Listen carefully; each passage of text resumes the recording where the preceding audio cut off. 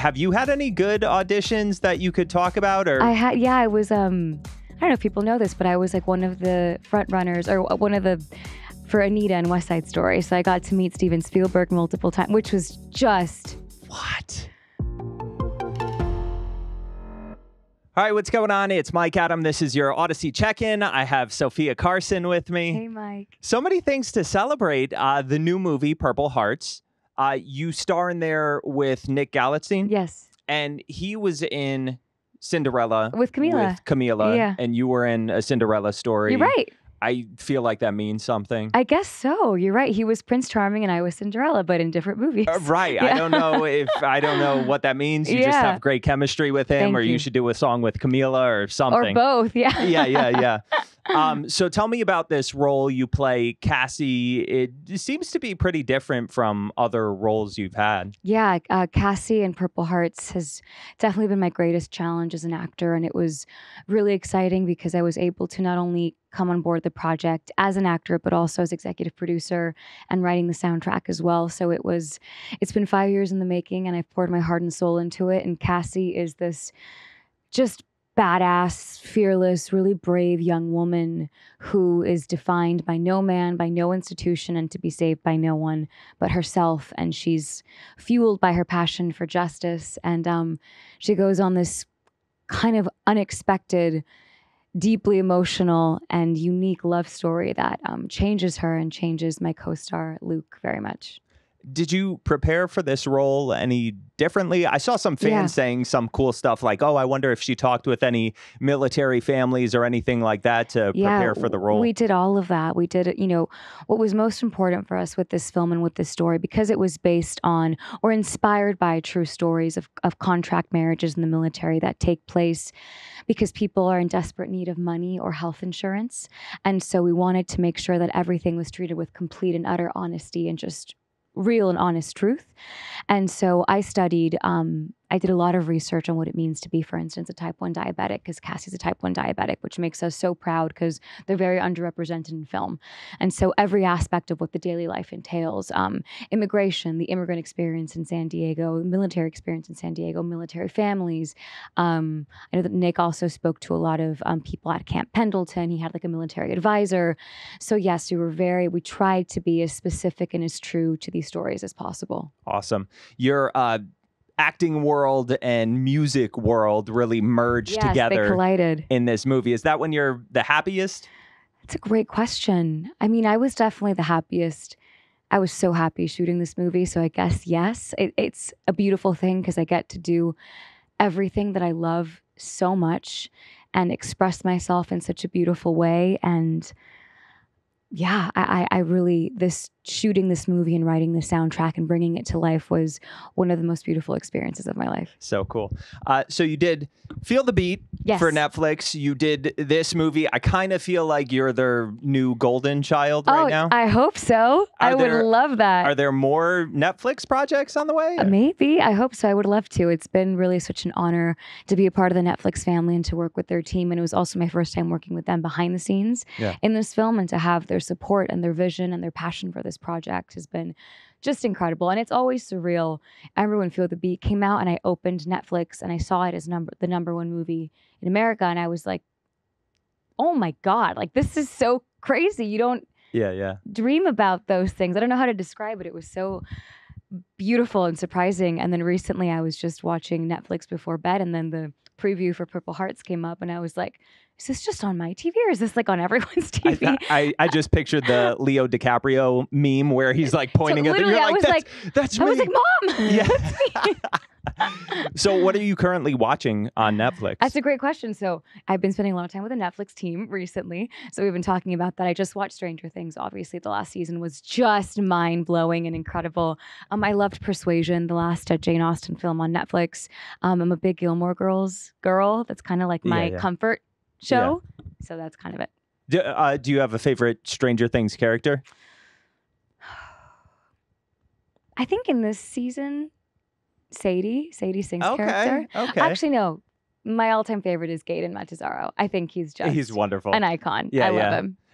For the 4th season, I was like, I love you, Steve Harrington. You're so amazing. He's and then great. My wife and I got so sad when season 4 came to an end, so we went back and started the whole thing over again. And I was like, I hated you, Steve. That's you true. were a jerk. You're right. I should do that too, because Steve was a jerk. Yes, you forget. He redeemed himself a bit. He did. He did. He did you watch the J-Lo doc on there? Loved the J-Lo doc. Okay, because I feel like she'd be a big inspiration for you growing up. Yeah, growing up, I would.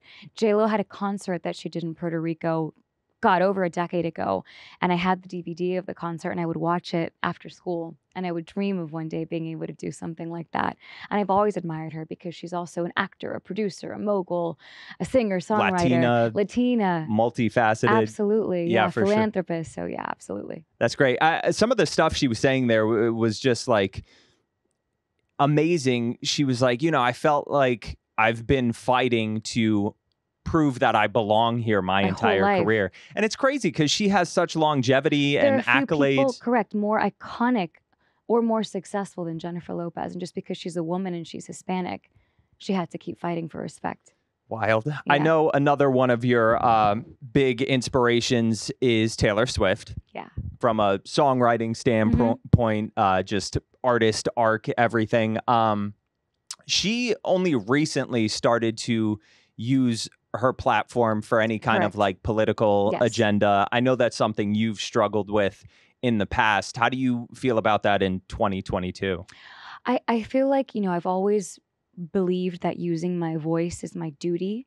And so I've always been vocal for the issues that are important to me. And I also deeply believe that there are issues that go beyond politics. Even though they are treated politically, there are certain issues that are about human rights. And so I've never been shy to use my voice when I feel like I really need to. And now the world that we live in, I think, almost demands that of our generation. And or our generation needs to be loud because there's just so much happening in the world. So I really think it's a responsibility that I carry, and I carry it with a lot of respect. Yeah, J-Lo even touched on it in the doc when she was like, I feel like I need to. Super Bowl, right? Yeah, she was like, I need to include something. I need to say something. It's not political. It's not. It's about human rights. Yeah. I don't know if you saw this. Dove Cameron, she recently was talking about being a Disney girl, and she said, I don't consider myself one. I don't look at Selena Gomez. I don't look at Demi Lovato. I don't look at Zendaya and think, oh, you and me were the same. Do you think you're a Disney girl? I mean, they're definitely like, in my eyes, the golden age. Right. Like, especially Demi and Selena, because I grew up with them and I admire them immensely. So I would be honored to be, in that category. I don't know. I mean, I guess because I was first known through Disney and the Disney Channel, The Descendants. Yeah. I definitely feel like Disney's a part of my history, and they're amazing. They're really, really incredible artists. If there was a live action Disney reboot that you could be a part of, what would the dream one be? Gosh, so many. My favorite one growing up was Beauty and the Beast, but that was done so beautifully already. And Snow White is happening. Maybe like The Hunchback of Notre Dame. There's so many incredible ones. But I dressed up as Esmeralda growing up, and I remember always, it was nice to feel identified in princesses, and her and Belle, they looked more like me than other princesses, and I always kind of gravitated towards them.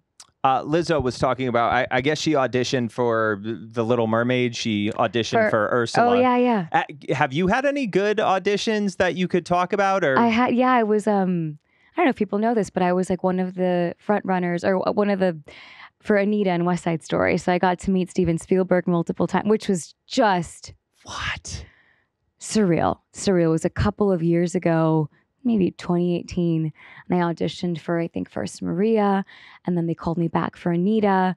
I met Steven, Mr. Spielberg, in LA. They flew me out to New York. I was part of the camp in New York, and I actually met Ariana. It was like me, Ariana, and one other actress at the camp here in New York, which was, I always like, I don't care what happens. Like, this is truly the experience of a lifetime. Oh my Yeah. gosh, that's It incredible. was Hopefully you incredible. establish some kind of relationship with Steven I hope and so, he yeah. can use you like down the line. Wow. I would have been heartbroken. You were No, okay with honestly, it? because I was just so surprised. I was more like so honored that I was still even being considered for something so grand. And it was a really beautiful experience. That's so cool. And Yeah. was that your first time meeting Ariana? Yes, Wow. absolutely. Because she had only, I think, done Broadway before that. Okay. And I remember we met and she was like, yeah, I think I'm from Brooklyn, perhaps. She said, it's like, I work on Broadway. And I was like, how cool. But I had no idea. Like, I had no idea what that would end up being Anita. And Yeah. she just was tremendous, such a force. Yeah. Before we wrap, a couple of things. Since you're, really diving into the producing aspect of things now, is there anything else like in the early beginnings that you're excited about that you could talk about, or not really? Not that I can talk about yet, but since I have been bit by the producer bug, I am right now in the middle of thinking of what to develop next. And I would love to keep, kind of diving into that world more. Do you always want to be in the stuff you're producing, or not necessarily? Who knows? Yeah. I think for right now, yes. Yeah. But down the line, I know Reese produces a lot of things that she isn't necessarily in. But I think for now, I love being on camera and bringing stories to life. So I would love to. Lastly, you are always dressed impeccably. Thank you. Who are your fashion icons?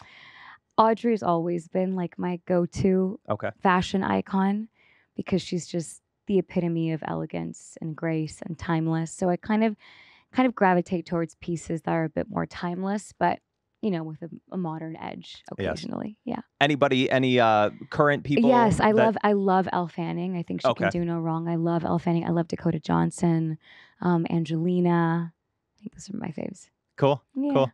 Sofia Carson, thank you so much. Thank you. Thanks, Mike.